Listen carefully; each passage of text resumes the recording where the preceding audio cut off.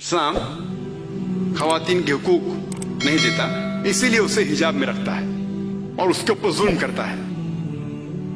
इस जवाब के पहले हम ये समझ ले कि तारीख में हम पढ़ेंगे खवातीन के साथ क्या सलूक किया गया है, वो हम जान ले, फिर हम जवाब पे आएंगे।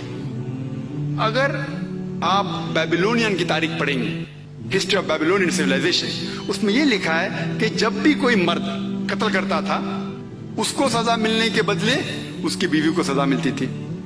अगर आप ग्रीक सिविलाइजेशन पढ़ेंगे, उसमें एक खातून थी जिसका नाम था पेंडोरा, एक इमेजिनरी वुमेन थी पेंडोरा, जो ग्रीक लोग कहते थे उसके वजह से सारी मुश्किलात जो दुनिया में है वो इस खातून की वजह से है। उनका एक तसव्वुर था जो गलत था। और इस ग्रीक सिविलाइजेशन में खातून की इज्जत ही नहीं थी, वैश्यापना काफी कॉमन था, आम था। अगर आप रोमन सिविलाइजेशन पढ़ेंगे, उसके अंदर भी nudity and prostitution was very common, नंगापन और वेश्यापना बहुत आम था। खवातीन लोग सिर्फ मजे के लिए इस्तेमाल किए जाते थे और छोड़ दिए जाते थे। अगर आप इजिप्शियन सिविलाइजेशन पढ़ेंगे, उसमें खवातीन को यह कहा जाता था कि वो शैतान की एक निशानी है।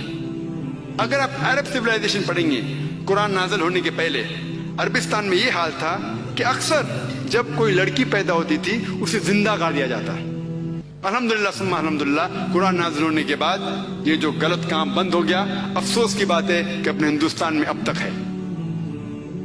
इस्लाम एक वो मजहब है और मोहम्मद सल्लल्लाहु अलैहि वसल्लम वो शख्स है जिनने खवातीन का औहदा ऊंचा किया। अल्हम्दुलिल्लाह, उन्हें हुकूक दिए, उन्हें राइट्स दिए, लेकिन उसके साथ ये भी दिखाया किस तरीके से हुकूक को कायम रखे, किस तरीके से उस औहदे को कायम रखे। एक होता है कि कहना क्या करना, और किस तरीके से उसको कायम रखना वो भी बहुत जरूरी है। तो इस्लाम ने ये बताया कि जब अल्हम्दुलिल्लाह खवातीन को उठाया गया है और कुल्ली तौर पे, आम तौर पे मर्द और औरत इस्लाम में बराबर हैं। कुछ चीज में मर्द का दर्जा ऊंचा है, कुछ चीज में औरत का दर्जा ऊंचा है, लेकिन कुल्ली तौर पे दोनों बराबर हैं। तो जब इस्लाम ने, कुरान ने औरत का दर्जा उठाया, उन्हें ये भी चीज दिखाई किस तरीके से उस स्टेटस को बरकरार रखे, उस औहदे को बरकरार रखे। और अक्सर लोग बात करते खवातीन के हिजाब के बारे में। अल्लाह सुब्हानहू व तआला कुरान मजीद में पहले मर्द के हिजाब के बारे में जिक्र करते, फिर औरत के। अल्लाह ताला फरमाते सूरह नूर में, सूरह नंबर 24 आयत नंबर 30 में कि ए मोमिन मर्द, ए मोमिन, जब भी आप किसी खवातीन को देखेंगे तो नजर नीचे करो। उसका मतलब जब भी कोई मर्द खातून को देखता है और कुछ भी गलत ख्यालात उसके दिल में आते हैं, इमीडिएटली कुरान का हुक्म है कि नजर नीचे करो। एक वक्त एक मुसलमान एक लड़की को घूर के देख रहा था, तो मैंने उससे कहा, भाई साहब आप क्या कह रहे हैं, ये हराम है। तो उसने कहा कि हमारे मोहम्मद सल्लल्लाहु अलैहि वसल्लम ने कहा कि पहली नजर माफ है, दूसरी हराम है। मैंने अब तक आधी नजर भी पूरी नहीं किया। तो मोहम्मद सल्लल्लाहु अलैहि वसल्लम हदीस में फरमाते हैं कि पहली नजर माफ है, दूसरी हराम है। उसके मतलब ये नहीं कि अब 10 मिनट तक के लड़की को घूरते रहो बिना पल के झपकाए और कहेंगे कि नजर पूरी नहीं है।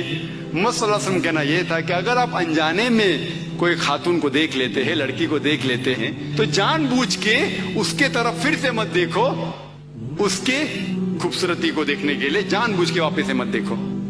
दूसरी आयत कुरान मजीद के अल्लाह ताला फरमाते सूरह नूर में, सूरह नंबर 24 आयत नंबर 31 में कि ए मोमिन औरतें, ए मोमिना, आप जब भी कोई मर्द को देखिए तो अपने नजर नीचे करो और अपने सिर के ऊपर जो कपड़ा है या दुपट्टा है उसे अपनी छाती के ऊपर ढक लो, और अपनी जीनत किसी को भी मत दिखाओ, सिर्फ अपने शौहर, अपने बेटे, अपने वालिद, और एक बड़ी फरिश्त है जो महरम जिससे शादी नहीं कर सकते दिया गया है।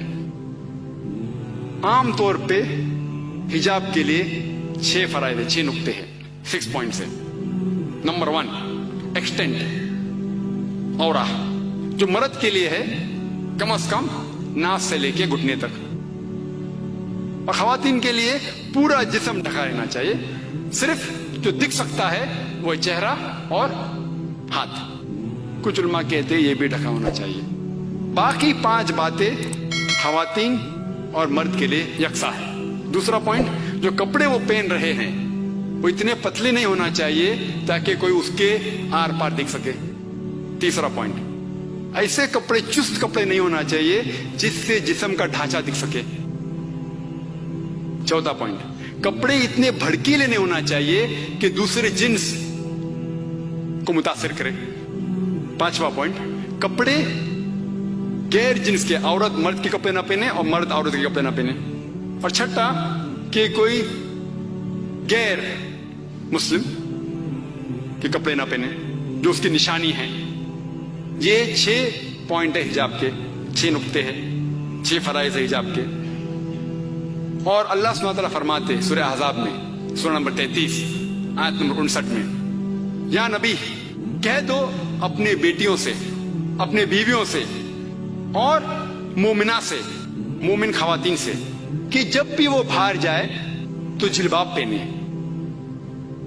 اپنے آپ پہ اوڑھ لے جلباب، تاکہ لوگ انہیں پہچان سکے اور انہیں پریشان نہ کرے.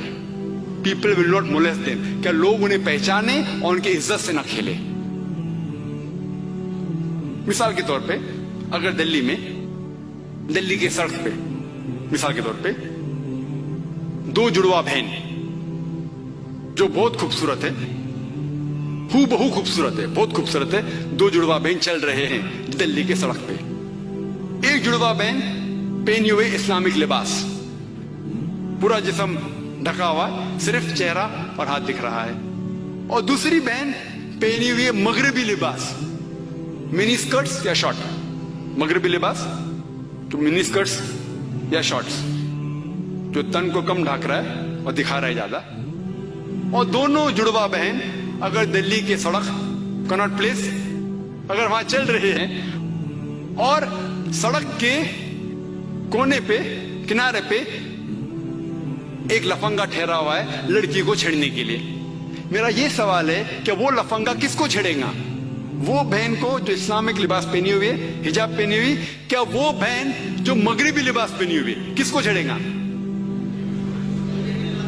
جو مغربی لباس پہنا ہوا ہے. قرآن صحیح کہتا ہے کہ حجاب خواتین کو محفوظ رکھتا ہے اور عزت برقرار رکھتا ہے.